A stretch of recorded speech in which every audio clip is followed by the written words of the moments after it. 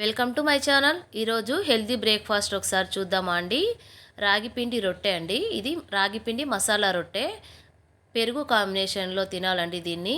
చాలా టేస్టీగా ఉంటుంది. సరే ఇంకా ప్రాసెస్ మొదలు పెట్టేద్దామా. ఒక గిన్నెలోకి రాగి పిండి తీసుకున్నానండి.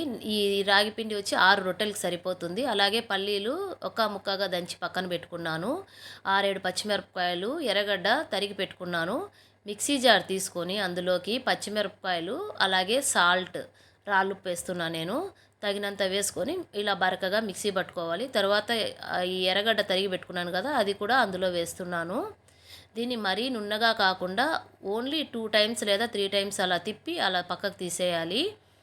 అంతే, చూసారు కదా, అంతే చాలండి. మరీ ఎక్కువగా నున్నగా తిప్పేయకూడదు. ఇప్పుడు ఇందులోకి పిండిలోకి మన వేరుశనగ గుండ్లు ఉన్నాయి కదా, అవి వేసుకుంటున్నాను. అలాగే కొంచెంగా జీలకర్ర, మిక్సీ పట్టి పెట్టుకున్న ఆనియన్ పేస్ట్ అన్నీ వేసి ఒకసారి బాగా పొడిపిండినే కలుపుకోవాలి.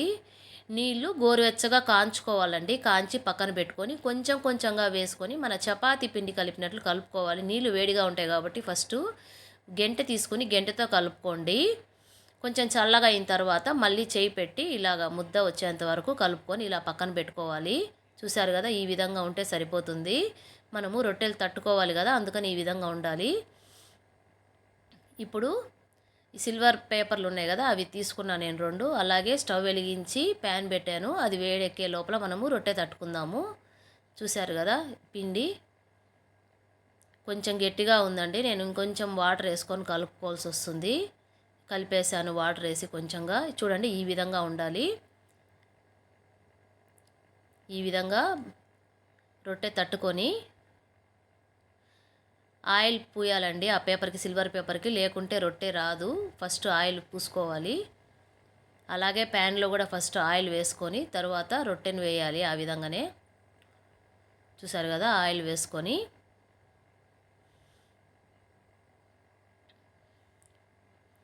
రొట్టెను ప్యాన్లోకి వేసుకోవాలి. చెయ్యి ఏం కాలదండి, సిల్వర్ పేపర్ కాబట్టి అది తొందరగా వచ్చేస్తుంది కూడా. చూడండి, నేను చూపించిన విధంగా ఈ విధంగా అన్నారంటే ఈజీగానే వచ్చేస్తుంది. మంట హైలో పెట్టకుండా మీడియం ఫ్లేమ్లో పెట్టి నిదానంగా ఓపిగ్గా కాల్చుకోవాలండి వీటిని. మళ్ళీ ఇప్పుడు మంట హైలో పెట్టేసి కాల్చేశారనుకోండి లోపల ఉడకకుండా ఉంటుంది. కాబట్టి కొంచెం ఓపిగ్గా కాల్చుకోవాలి. చూశారు కదా, అన్నీ అంతే. ఇంకా అదే ప్రాసెస్ అండి. రొట్టెలు తట్టుకోవటం, కాల్చి పక్కన పెట్టుకోవటం. ఈ విధంగా రాగి పిండిలో హై ఫైబర్ ఉంటుంది కదండి, కానీ కొంతమంది సంగటి ఇష్టపడరు. అలాగే రాగి జావ తాగమన్నా కూడా తాగరు. ఈ విధంగా టేస్టీగా మనం ఏదైనా చేయించామంటే బాగా తినేస్తారండి. ఇంట్లో చిన్నపిల్లలు కానీ పెద్దవాళ్ళు కానీ ఎవరైనా సరే. ఈవినింగ్ స్నాక్స్కి పిల్లలకు స్కూల్ నుంచి వచ్చిన తర్వాత కూడా చేసి పెట్టచ్చు, లేదంటే మార్నింగ్ టిఫిన్కి కూడా చేసుకోవచ్చు.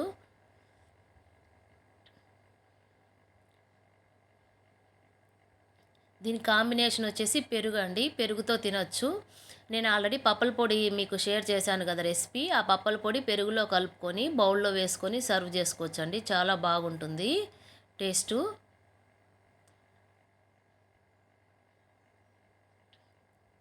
చూశారు కదా, ఈ విధంగా 2 పక్కల నీట్గా కాల్చుకోవాలి. తిప్పుతూ కాల్చుకోండి.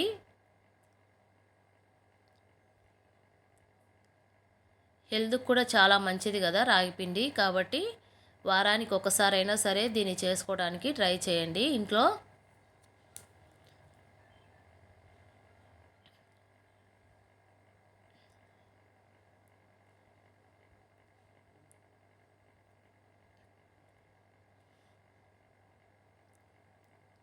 ఆల్మోస్ట్ కాలిపోయిందండి రొట్టె.